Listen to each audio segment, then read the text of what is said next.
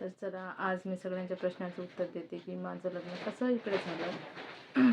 सगळ्यांचे प्रश्न असतात, सगळ्यांचे कमेंट असतात की तुला मराठी माणूस नाही मिळाला का. मला मराठी माणूस मला कमेंट आले, 1-2च कमेंट आले कारण माझं नवीन चॅनल आहे.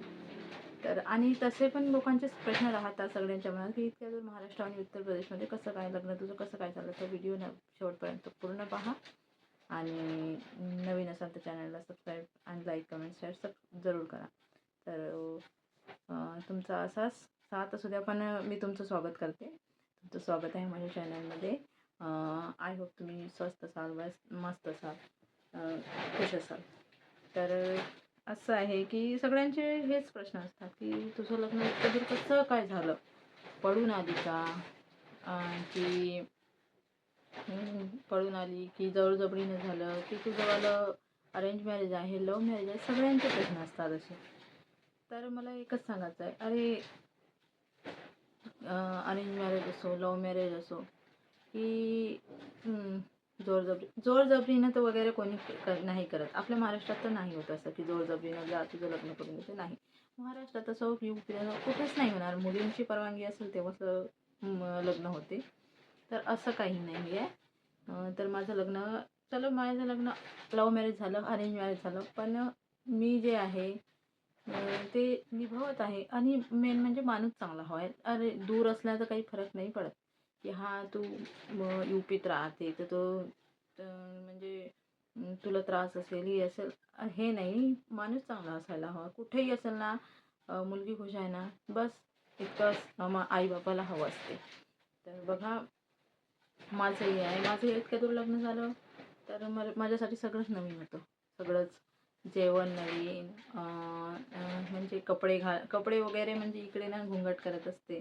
आपल्या इकडे नाही. आपल्या इकडे हां लग्न झालं, नवीन नवीन सुनवारी डोक्यावर पदर घेतला पाहिजे. पण इकडे ना असं नवीन असलं की इज्जत मानते की घुंगट घेतली पाहिजे. इकडली प्रथा आहे. सगळे इकडली प्रथा असते. तर माझ्यासाठी सगळं नवीन होतं, पण मी सगळं सांभाळलं. कारण बाई आपल्या आईबाबांना आपल्याला संस्कार दिला, आपलं लग्न झालं. तर आपलं म्हणजे नशीब समजा की माझं नशीब होतं ना. देवानं म्हणते ना वरतून जोड्या बनवल्या असतात, तर तसंच माझं सगळ्यांचंच आहे, माझंच काय.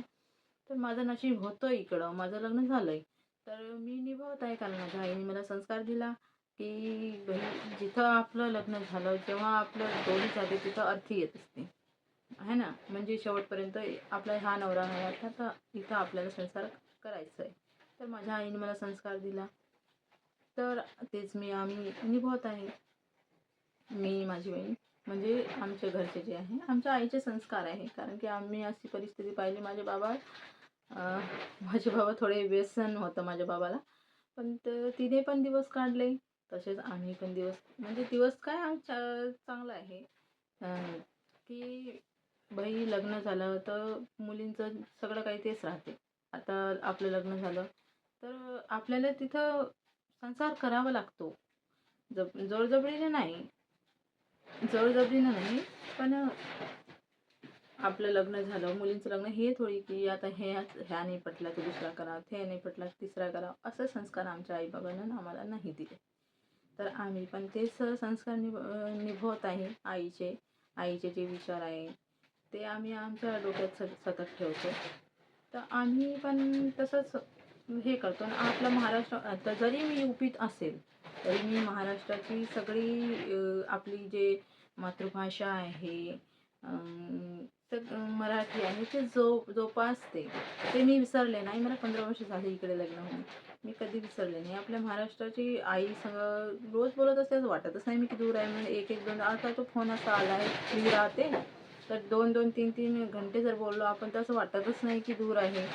व्हिडिओ कॉल्स आहे त्याच्यावर पण असं वाटते की आपलं जवळच आहे. फक्त काय, आता मला पहिल्यांदा नवीन होतं. कारण माझ्यासाठी भाषा, पेहरावा म्हटलं ओढणं, कपडे वगैरे घालणं सिंपलच आहे. सूट वगैरे, साडी वगैरे सगळं सेमच आहे. फक्त पल्ला करायचा होता असा घुंगट.